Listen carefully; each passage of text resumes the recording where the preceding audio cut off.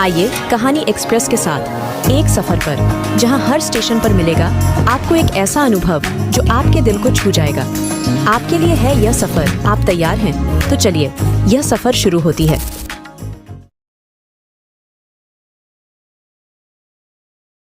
Car की seat पर seat belt लगाए हुए पूरी तरह से चौकन्ना और एसी चालू होने के बावजूद पसीने से लथपथ कार की स्टीयरिंग व्हील को तेजी के साथ दाएं बाएं घुमाकर कार को नियंत्रित करने की कोशिश में लगे अमित की आंखें चौड़ी हो गईं और तभी ढढ़म की आवाज के साथ गाड़ी एक पेड़प से टकरा गई। उसका सिर स्टीयरिंग व्हील से टकरा जाने से लहूलुहान था। हालांकि गाड़ी कुछ ऐसे टकराई थी कि बाईं तरफ ज्यादा नुकसान हुआ था जहां कोई नहीं बैठा था। गाड़ी के दरवाजे को जोरदार धक्का लगाकर अमित बाहर निकला और अपने सिर से बहते खून को सफ़ेद रुमाल से पोंछते हुए गाड़ी के हालात पर सरसरी निगाह दौड़ा रहा था कि उसने पीछे की तरफ किसी सड़क पर किसी इंसान को पड़ढ़ा हुआ पाया। वो भागकर उसके पास पहुंचा तो बिल्कुल घबरा गया। अमित के सामने बिल्कुल घायल व्यक्ति पड़ीढ़ा था, जिसके पैरों में न तो जूते थे और न ही शरीर पर ढंग के कपड़े ढीढ़े, जो कि अब खून में सने हुए थे। उसने उस आदमी की सांस देखी तो थोड़ा सा सुकून मिला कि कम से कम जिंदा तो है। अब अमित भागकर अपनी गाड़ी के पास पहुंचा और अपने फ़ोन की तलाश करने लगा, जो कि उसे ड्राइवर सीट के नीचे मैट पर पड़ढ़ा मिला। फ़ोन से उसने तुरंत प्राथमिक स्वास्थ्य केंद्र को अपनी स्थिति बताई और उस व्यक्ति के बारे में भी बताने जा रहा था, जो कि सड़क पर मरणासन्न पड़ढ़ा हुआ था। इससे पहले वो कुछ और बताता कि उसकी आंखों के सामने अंधेरा छाने लगा और उसके शब्द लाडी छा डढ़ाने लगे। फ़ोन हाथ से छूटकर गिर चुका था और अमित भी जमीन पर लुढ़का हुआ था, बिल्कुल किसी सूख चुके पत्ते की तरह। अमित की आंख खुली। चारों तरफ सफ़ेद दीवाल वाला कमरा, जिसकी खिड़कियों पर नीले पर्दे पड़ेढ़ी हैं, अभी उसे सब धुंधला दिखाई पड़ेढ़ा रहा है। चारों तरफ अजीब सी खामोशी है। इस खामोशी में उसे सिर्फ मशीनों की टूं टूं सुनाई पड़ रही है। अब धीरे धीरे सब कुछ साफ नजर आने लगा है। अमित अब अपने शरीर को महसूस कर पा रहा है, पर अभी भी उसका बदन बहुत बुरी तरह से टूट रहा है। उसे ऐसा लग रहा है जैसे कि 6वीं मंजिल से फेंक दिया गया हो। दर्द की वजह से वो कराह रहा है।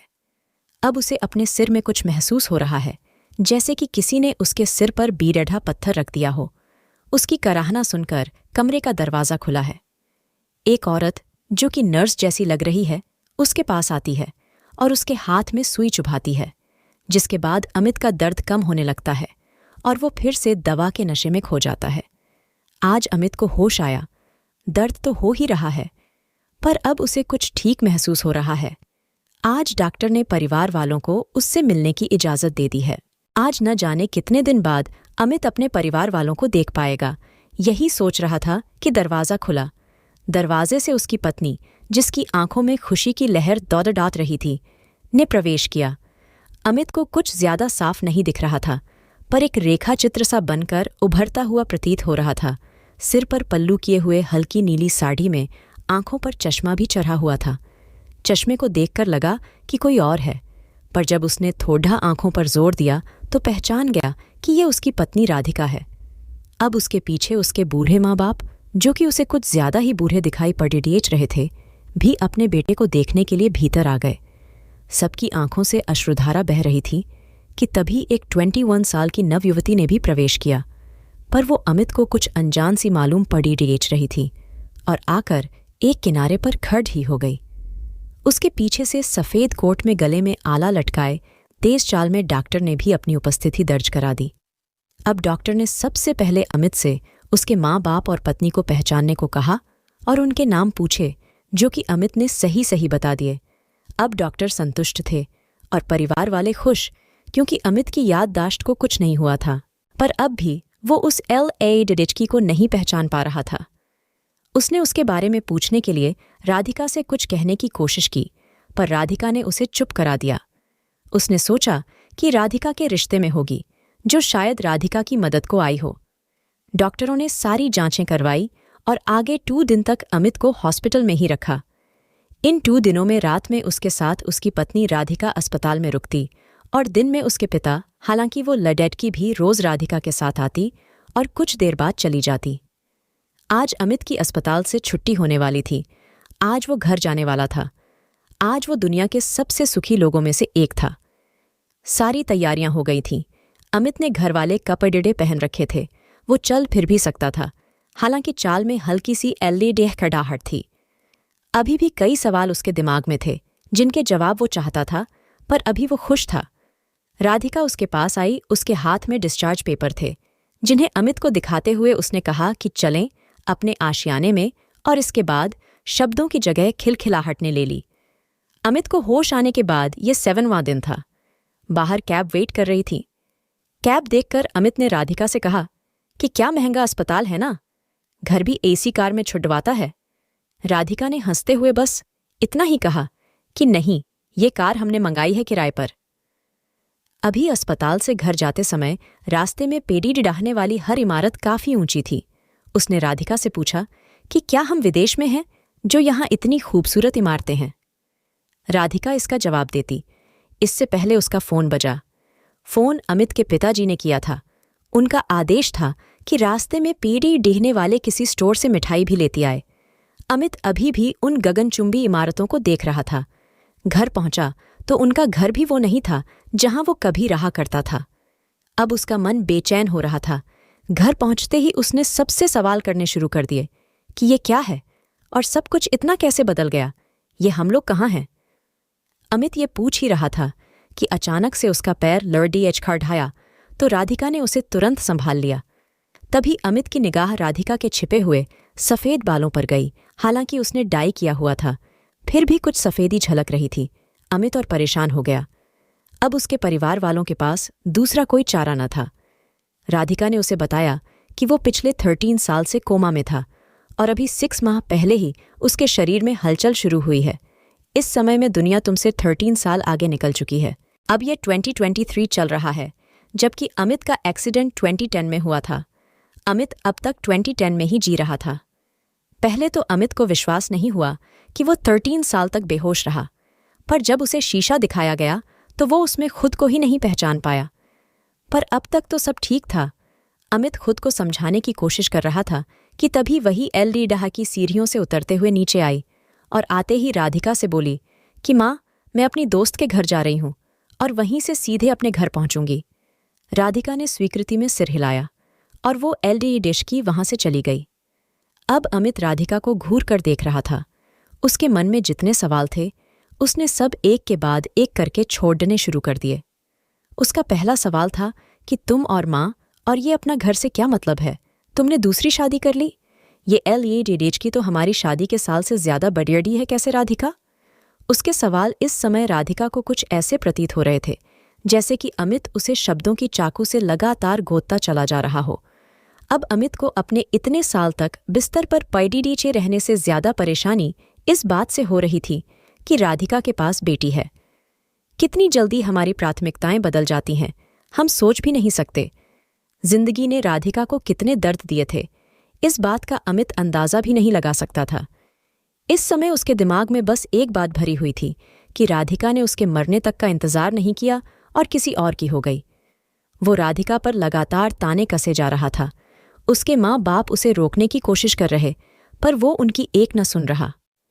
राधिका ने अमित से बस एक बात कही कि मैंने सोचा था तुम सही हो जाओगे तो सब सही हो जाएगा, पर तुम तो कोई और ही हो, वो अमित नहीं जिसे मैंने जाना था। और जब यहाँ पर मुझे कोई समझने वाला है ही नहीं तो मैं यहाँ क्या करूँगी? अपनी दवाइयाँ समय पर लेते रहना। Good bye Amit. राधिका अपने घर पहुंची जहां वो पिछले 6 माह से रह रही थी, और अब इस अकेलेपन में वही राधिका जो अमित के सवालों के सामने पत्थर बनकर खड़ी टेढ़ी थी, अकेले में मोम की तरह पिघल रही थी। उधर अमित के माता पिता जो कि अमित को उसके पिछले समय की बातें बताने लगे। अमित ने जब पूरी बात सुनी तो वो अपने आप को ही कोसने लगा।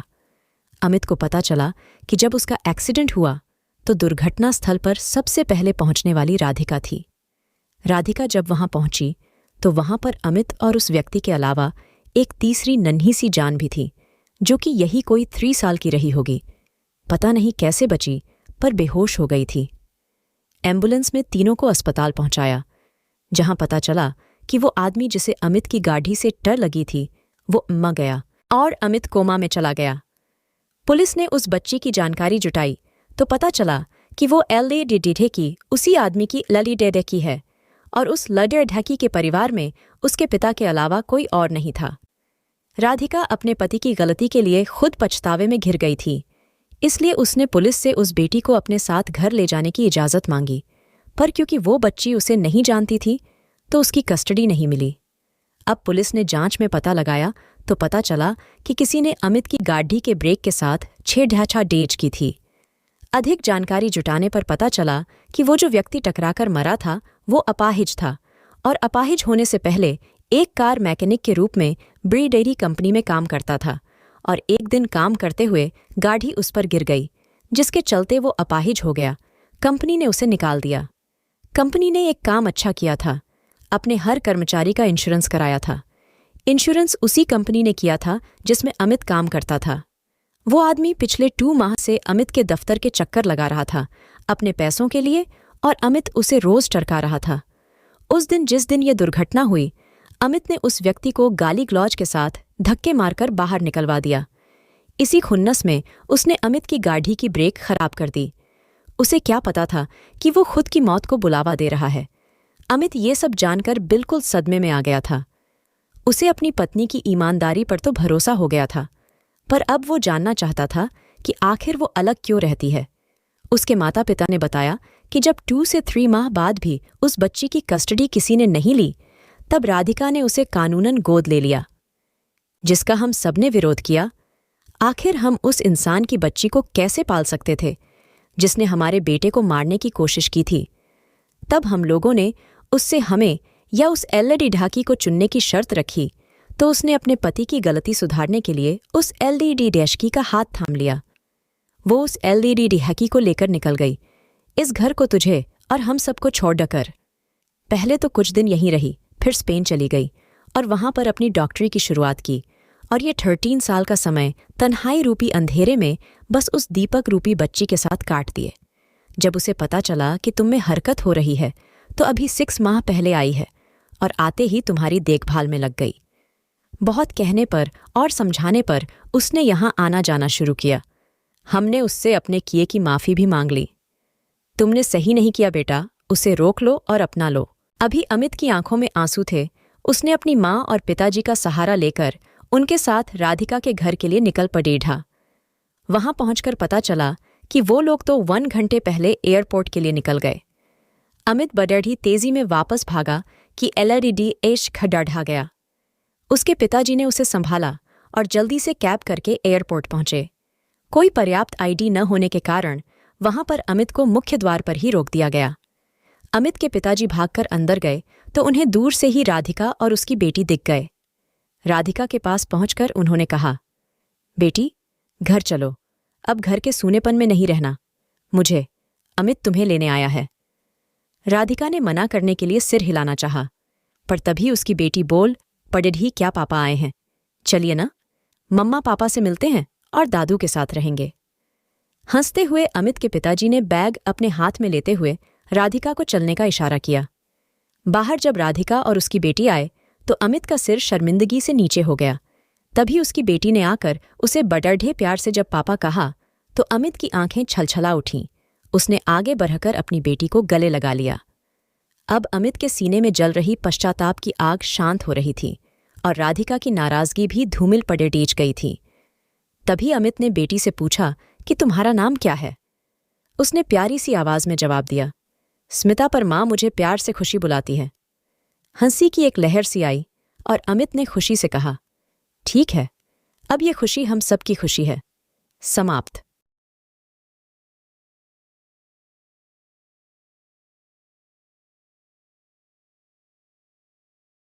पूरी वीडियो देखने के लिए आपका बहुत बहुत धन्यवाद।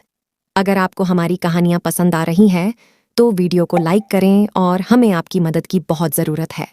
हमारे चैनल में सब्सक्राइबर बहुत कम है, तो हमारे साथ जुड़िए, हमारे चैनल को सब्सक्राइब करिए। इससे हमें और भी अच्छे कहानियाँ बनाने के लिए मोटिवेशन मिलेगी और आप और बेहतरीन कहानी सुन पाएंगे। आप और भी बेहतरीन शानदार कहानियाँ सुनना चाहते हैं तो हमारे चैनल कहानी एक्सप्रेस को सब्सक्राइब करना ना भूलें। धन्यवाद।